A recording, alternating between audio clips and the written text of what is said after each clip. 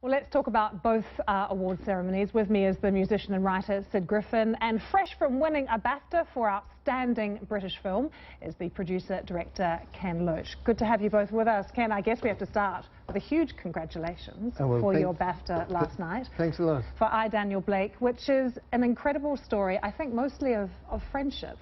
But there is such a strong political message there as well. Has the film, do you think, changed things here in the UK? Well, I think it's told a story that hundreds of thousands of people know because they're suffering in the situation. There are people who need financial help from the state when they're sick or disabled or they're out of work.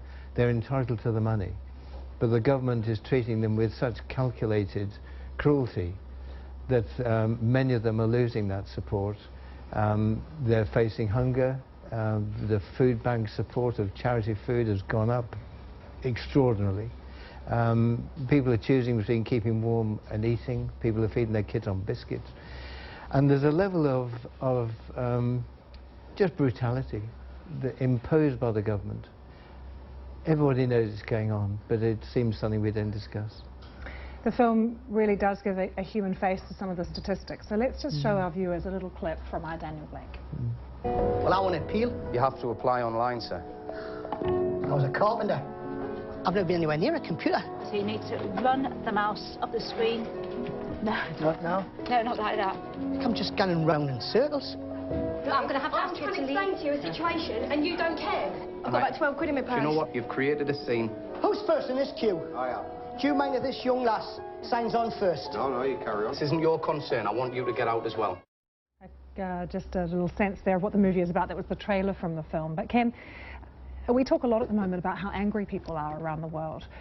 There's a lot of anger in the film, ordinary people against the system. We talk about people being angry at Brexit and in the US, what is happening politically. Where do you think the sort of global anger is coming from? It started with Reagan and Thatcher back in the late 70s, early 80s, the Chicago School of Economists, who imposed what has come to be known as neoliberalism, first in Latin America, where they let capitalism loose in tooth and claw, deregulated, invest where they want, everything is sacrificed to profit.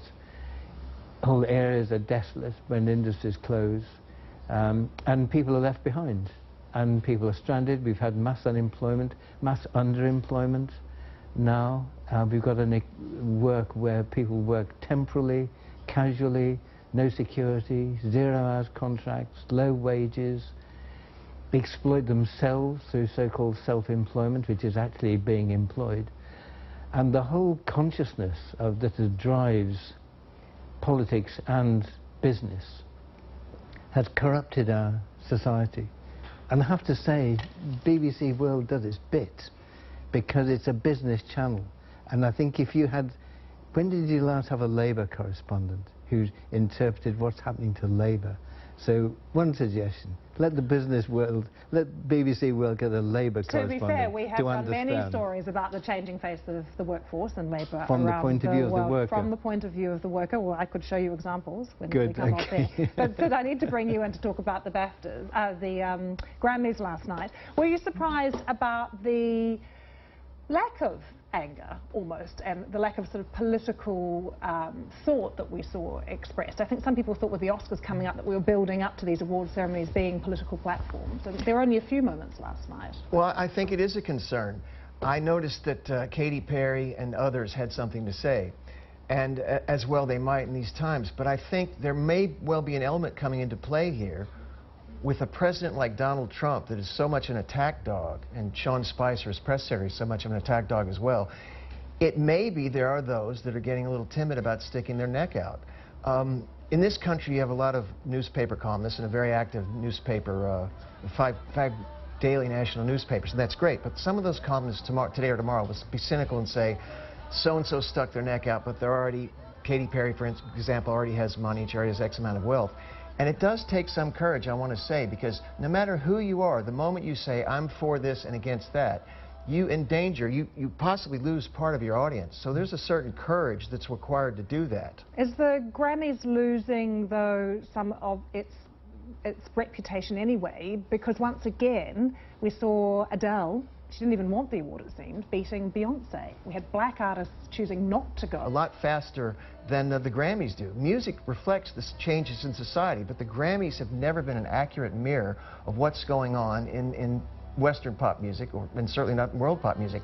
Now, finally, they're scrambling, like trying to get back into the race. The number of categories, which I think are terrific, because you need a Best Bluegrass album, a music I love. You need several different indie albums. But there was no hip-hop award whatsoever till 1989. There was no Best Rap album until 1995. Ken, what's happening in cities across the UK is definitely reflected in your movies, and there has been some suggestion that all government ministers should go and see I, Daniel Blake.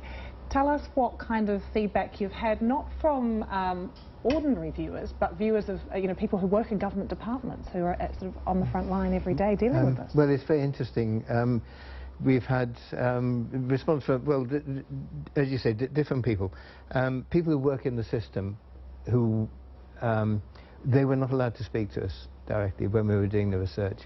Unofficially, we met them through the trade union, and we met people who had left, and they all said there are targets for people to be sanctioned, have their money stopped. However well they're doing, there are targets, and that they're imposing a punitive system that is just unjust. The government ministers say it's fiction, and poo-poo it.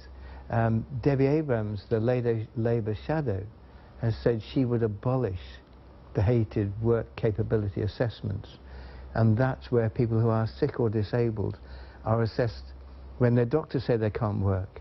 They're so-called independent assessors appointed by the state, which is an American multinational company, to say yes they can, and that's been disastrous. So Labour, to its credit, said they would change the system. So Ken's movies over the years have actually changed things, have changed government policy, they've changed the way people view some situations in this country of poverty and of desperation.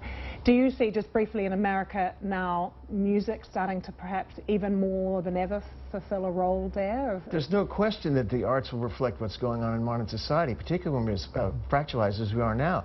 You had a third, not quite a third of eligible voters vote for Trump, not quite a third voted for Hillary Clinton, and over a third didn't vote at all.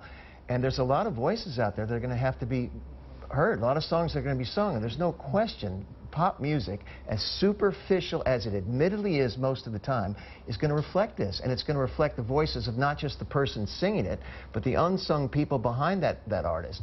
There's no question, absolutely no question. We're going to hear more of this in popular music, and I think, if you allow me, the arts in general. Well, let's hope so. Let's hope so. Great to have you both with us. Ken, I hope there's another movie that you're making, even though you're 80 now. Something we're all looking forward to seeing it. Well, as they say in football, take each game as it comes. Okay, good luck. Thank you both. Do stay with us here on BBC World News. Still to come, the business of